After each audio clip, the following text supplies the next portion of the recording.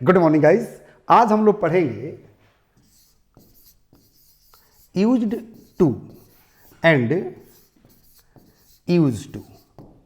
ये दो शब्द यानी कि used to and use to बच्चों को इतना कंफ्यूज करता है, इतना डिस्टर्ब करता है जिसका कोई हिसाब नहीं। बट आप मेरे साथ 5 मिनट बने रहिए, definitely I will clear your concept. Okay guys, सबसे पहले मैं बता दूं कि used to shows the habits मतलब आदत, यानी कि यूज टू से आदत का बोध होता है, हैबिट का बोध होता है। जैसे कहा जाए कि मैं जो है चाय पीने का आदी हूं, और वो भी तुम्हारे हाथ का चाय पीने का आदी हूं। मैं तुम्हारा लेक्चर सुनने का आदी हूं, मैं तुम्हारा नखरा उठाने का आदी हूं। और दूसरा एग्जाम्पल देखा जाए, जैसे कहा जाए कि मैं बचपन में यहां क्रिकेट खेला करता था। गांधी जी गांव गांव पैदल घूमा करते थे भारत के आजादी के लिए। गांधी जी बचपन में इंग्लिश बोला करते थे। मैं बचपन में चाय पिया करता था। यहां बचपन में हम लोग कबड्डी खेला करते थे। तो ये सारे सेंटेंसेस क्या कर रहा है गाइस? हैबिट का बोध करा रहा है। एक बात मैं बता दूं गाइस कि यूज्ड टू और यूज टू से एक नहीं बल्कि अनेक टाइप के सेंटेंसेस आते हैं। इसलिए इस पर कम से कम 5 क्लास तो हर हाल में मैं लूंगा ही। ओके गाइस, तो आज सबसे पहले हम लोग देखेंगे कि सिंपल पास्ट टेंस में, यानी कि सिंपल पास्ट टेंस में किस तरह से यूज्ड टू और यूज टू का प्रयोग होता है। ओके गाइस, तो सबसे पहले मैं बता दूं कि इस टेंस में हम लोग 3 तरह के सेंटेंस देखेंगे। सबसे पहले अफर्मेटिव सेंटेंस, उसके बाद निगेटिव सेंटेंस, उसके बाद इंट्रोगेटिव सेंटेंस, ताकि 100% आपका कंसेप्ट क्लियर हो जाए कि कहां पर यूज टू लगाएंगे और कहां पर यूज टू लगाएंगे। ओके गाइस, तो सबसे पहले इसका हम स्ट्रक्चर लिख दें। किस टेंस का स्ट्रक्चर?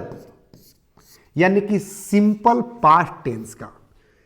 ओके, तो क्या होता है? Subject plus V2 plus object, यही स्ट्रक्चर होता है इस टेंस का। ओके गाइस, और एक चीज याद रखिएगा, यहां यूज्ड जो कह रहा है यही जो है V2 है। क्या है? V2 है। और यूज जो है V1 है। क्या है? V1 है। अब सेंटेंस इस पर जो है अगर हम लिख दें कि गांधी जी चाय पिया करते थे, तो इससे जो है आदत का बोध हो रहा है। क्या जो रहा है? हैबिट का बोध हो रहा है। तो सेंटेंस बनाएंगे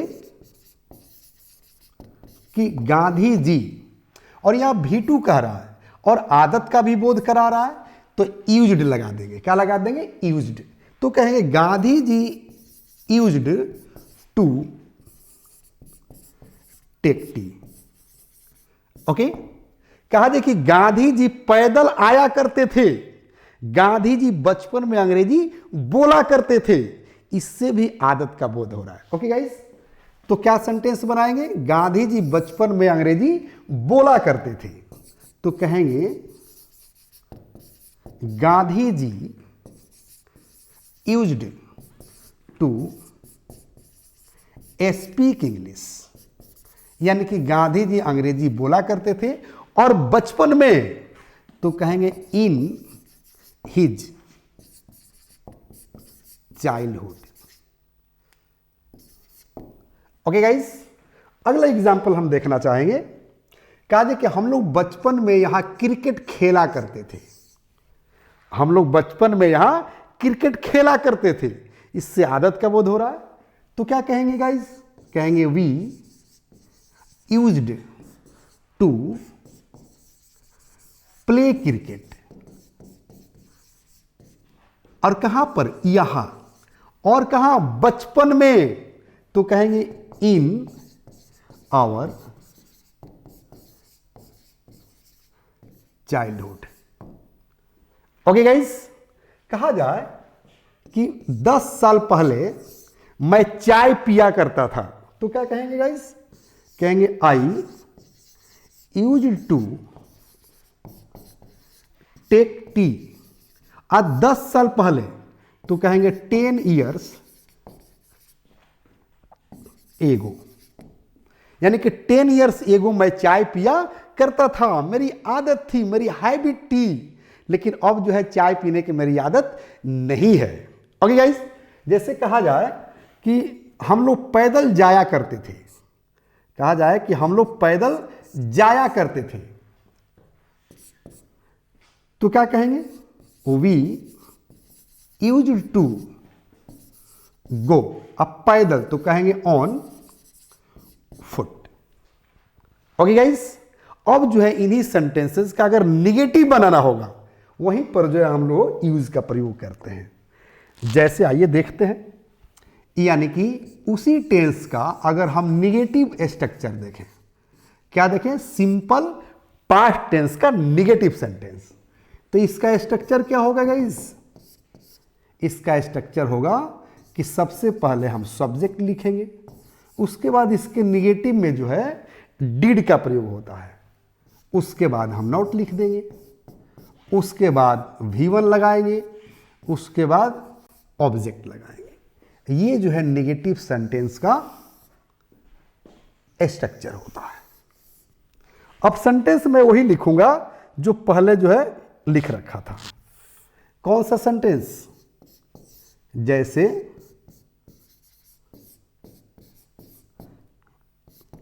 गांधी जी चाय नहीं पिया करते थे।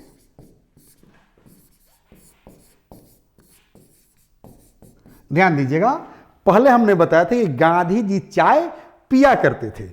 अब सेंटेंस कर रहा है कि गांधी जी चाय नहीं पिया करते थे, यानी कि सेम सेंटेंस का निगेटिव हो गया। तो किस स्ट्रक्चर पर बनाएंगे? इस स्ट्रक्चर पर। दूसरी चीज याद रखिएगा, यहां डिड जो है V2 ऑलरेडी हो चुका है, यानी कि समझने वाली चीज है कि जो हम यूज्ड टू कह रहे थे, यानी कि यूज्ड, तो अब यहां जो है डिड जो है V2 हो गया, तो यहां नॉट के बाद जो है V1 कर देंगे। तो यहीं पर हम लोग क्या करेंगे? यूज का प्रयोग करेंगे और उसके बाद हम टू लगाएंगे। ओके गाइस, तो अब हम बनाएंगे इस सेंटेंस को कि Gandhi ji did not use to take tea.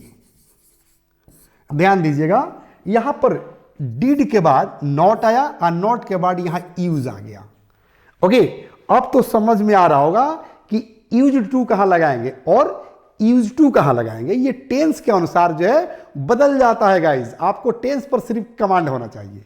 Okay guys, जैसे कहा जाए कि हम लोग बचपन में यहां नहीं खेला करते थे, या हम लोग बचपन में चाय नहीं पिया करते थे, तो क्या कहेंगे guys?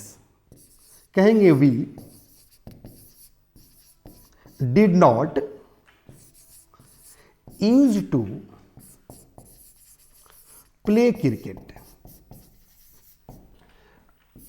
Here in our childhood, यानी कि हम लोग बचपन में यहां क्रिकेट नहीं खेला करते थे। तो यहां जो है ध्यान देने की जरूरत है कि यहां डिड लग गया, तो डिड जो है ऑलरेडी V2 है। किस चीज का V2 है यार? याद रखिएगा, डू का रूप चलता है, तो डू, डिड, डॉन, डूइंग और डज होता है, यही रूप चलता है। यानी कि डू का रूप चलता है do, did, done, doing, does. Okay guys, तो यहां डिड जो है दूसरा रूप आ गया है, जो आपके स्ट्रक्चर में डिड कह रहा है, और नॉट लगा है यहां पर V1 कह रहा है, इसलिए यहां यूज्ड का यूज होगा, यूज्ड नहीं होगा। ये टेंस उसको रोक लगाता है, टेंस का ये नियम है, रूल है। ओके, अब जो हम इसका अगर इंट्रोगेटिव बनावे, क्या बना है? इंट्रोगेटिव। Interrogative sentence. तो इंट्रोगेटिव सेंटेंस में क्या करेंगे गाइस? क्या स्ट्रक्चर होगा? तो सबसे पहले हम लिखेंगे डिड, उसके बाद सब्जेक्ट, उसके बाद अगर नॉट की जरूरत पड़ेगी तो नॉट लगाएंगे, नहीं जरूरत पड़ेगी नहीं लगाएंगे। उसके बाद V1 object plus question mark. ये स्ट्रक्चर रहा इंट्रोगेटिव सेंटेंस का। यानी कि सिंपल पास्ट टेंस में यूज टू और यूज टू का प्रयोग होता है, वही नियम हम लोग पढ़ रहे हैं। ओके गाइस, अब इस पर सेंटेंस रहे कि क्या गांधी जी पैदल जाया करते थे? क्या गांधी जी बचपन में चाय पिया करते थे? सेंटेंस क्या होगा? क्या गांधी जी बचपन में चाय पिया करते थे? तो ध्यान दीजिएगा, अब यहां क्या से शुरू हो गया सेंटेंस, तो क्या के लिए ज्यादा झंझट नहीं है गाइस, सिर्फ डिड बाहर कर देंगे, यानी कि एक जुल्ली वर्ब को बाहर कर देंगे। जैसे अब सेंटेंस बनाए कि did Gandhi ji use to take tea in his childhood. Sentence कर रहा है कि क्या गांधी जी बचपन में चाय पिया करते थे। इंग्लिश सेंटेंस हुआ गाइस कि डिड गांधी जी यूज, यहां यूज इसलिए हुआ कि यहां डिड जो है V2 लग चुका है गाइस। मैं बार बार बता रहा हूं कि यूज और यूज टू ये पास्ट इंडिफिनिट में इसका प्रयोग होता है, सिंपल पास्ट में होता है, लेकिन टेंस के अनुसार इसको अरेंज करना पड़ता है। ओके गाइस, तो use to take tea in his childhood. Okay guys, आज हम लोग ये पढ़े कि यूज टू और यूज टू का प्रयोग सिंपल पास्ट टेंस में कैसे करते हैं और किस सिचुएशन में करते हैं। ओके गाइस, और मैं हर रोज की तरह कुछ जो है बच्चों का क्वेश्चन है, मैं चाहूंगा कि बच्चों का क्वेश्चन मैं सॉल्व कर दूं। एक बच्चे का क्वेश्चन है कि सर ब्रेकफास्ट, लंच, सपर और डिनर में क्या अंतर है, क्या इसको कहते हैं। ओके गाइस, चलो मैं इसको डिटेल में पढ़ा दे रहा हूं। कहां का लड़का है ये? अच्छा, Ankita from Lucknow. Okay guys, यानी कि अंकिता के क्वेश्चन है कि सर ब्रेकफास्ट में क्या अंतर है, लंच में क्या अंतर है, सपर में क्या अंतर है और डिनर में क्या अंतर है। ओके गाइस, तो ध्यान दो बेटा, ब्रेकफास्ट, ओके, लंच, सपर, डिनर, ये जो है चार शब्द आपके सामने हैं। एक चीज और आता है गाइस, रिफ्रेशमेंट। रिफ्रेशमेंट ब्रेकफास्ट में होता है नाश्ता और रिफ्रेशमेंट मतलब होता है नाश्ता। ओके गाइस, तो सुबह सुबह यानी कि जब हम आंख मिचते सुबह में जब जगते हैं तो सबका जगने का तरीका अलग अलग होता है, टाइमिंग अलग अलग होता है। जैसे यूपी, बिहार, झारखंड, कोलकाता, दिल्ली, मुंबई, सबका जगने का टाइमिंग अलग अलग है, क्योंकि सबका सोने का भी टाइमिंग अलग अलग है गाइस। तो जो है हम सुबह सुबह जो कुछ भी खाते हैं, चाहे चाय बिस्किट खाएं या दही चूड़ा खाएं या रोटी सब्जी खाएं या कोई फल पूरा लेकर जो है जूस के साथ कुछ रोटी सब्जी के साथ खाएं, तो उसको हम लोग सुबह सुबह करते हैं, उसको हम लोग ब्रेकफास्ट बोलते हैं, यानी कि सुबह का नाश्ता। ओके गाइस, उसके बाद करें कि लंच, तो दोपहर में जब हम खाना खाते हैं यानी कि मिड डे, दोपहर में यानी कि 12 बजे के आसपास, 12 बजे के बाद जो हम खाना खाते हैं उसको हम लंच कहते हैं। ओके गाइस, सपर का मतलब होता है शाम के वक्त, यानी कि लंच के बाद और किरण डूबने के पहले, यानी कि डिनर के पहले। डिनर मतलब क्या होता है? रात में जो खाना खाते हैं उसको हम लोग डिनर कहते हैं। तो शाम किरण डूबने के पहले कुछ लोग खाता है, भूजा खाता है, पकौड़ी खाता है, या जहाँ का जैसा कल्चर है वो उस तरह का खाना खाता है। तो शाम के जो हम नाश्ता करते हैं, जो कुछ भी खाते हैं, उसे जो हम सपर कहते हैं। ओके गाइस, और डिनर जो है हम रात में जो खाना खाते हैं उसको कहते हैं। क्वेश्चन उठता है कि सर रिफ्रेशमेंट मतलब भी होता है नाश्ता, इसमें क्या अंतर है? क्योंकि यहाँ पर जो है ब्रेकफास्ट मतलब नाश्ता और रिफ्रेशमेंट मतलब भी नाश्ता। यहाँ पर क्वेश्चन उठता है कि सर दोनों में क्या अंतर है, क्या फर्क है? तो गाइज याद रखिएगा कि जो सुबह सुबह हम लोग खाते हैं उसे हम ब्रेकफास्ट बोलते हैं। बट अगर आपके घर कोई मेहमान आ जाए, कोई रिश्तेदार आ जाए, रिलेटिव आ जाए, तो उसको कुछ हम सर्व करते हैं, चाहे मिठाई सर्व करते हैं या कुछ खाने का जो है सर्व करते हैं, चाय बिस्किट जो कुछ भी देते हैं नाश्ते के तौर पर, उसे हम देते हैं, that is called refreshment. Okay guys, यानी कि जनरली सुबह सुबह जो हम खाते हैं उसे हम ब्रेकफास्ट बोलते हैं गाइस, याद रखिएगा। और हमारे घर जो मेहमान आता है उसको कुछ सर्व करते हैं, चाहे सुबह में आवे, शाम में आवे, रात में आवे, जब भी मेहमान आ जाए उसको जो कुछ भी हम सर्व करेंगे उसे अंग्रेजी में हम रिफ्रेशमेंट बोलते हैं। ओके गाइस, ओके अंकिता, आपका क्वेश्चन जो है सॉल्व हुआ कि जो है ब्रेकफास्ट, लंच, सपर और डिनर और रिफ्रेशमेंट में क्या अंतर है। एक बार फिर मैं आपको बता दूं बेटा, अंकिता ध्यान देना, ब्रेकफास्ट मतलब सुबह का नाश्ता, वो सब लोग करता है।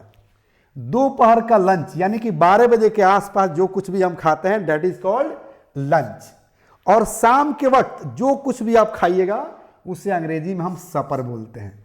ओके गाइस, और रात में सोने से पहले जो कुछ भी रात में हम खाते हैं that is called dinner. Okay, और आपके घर कोई मेहमान आ जाए, कोई गेस्ट आ जाए, उसको कुछ भी सर्व कीजिएगा, चाहे सुबह में कीजिए, दोपहर में कीजिए, शाम को कीजिए या रात में कीजिए, जब भी मेहमान आ जाए उसे कुछ सर्व कीजिएगा, that is called refreshment. Okay guys, Ankita ध्यान रखना, यहीं पर लोगों को कंफ्यूजन आता है, शायद इसीलिए तुम्हारा क्वेश्चन भी था। ओके गाइस, अब जो है घड़ी इशारा कर रही है, मैं यहीं पर लेना चाहूंगा एक ब्रेक। ओके गाइस, कल हम लोग फिर मिलेंगे इसी क्लास में इसी वक्त, तब तक ले लूंगा एक छोटा सा break. Thank you, have a nice day.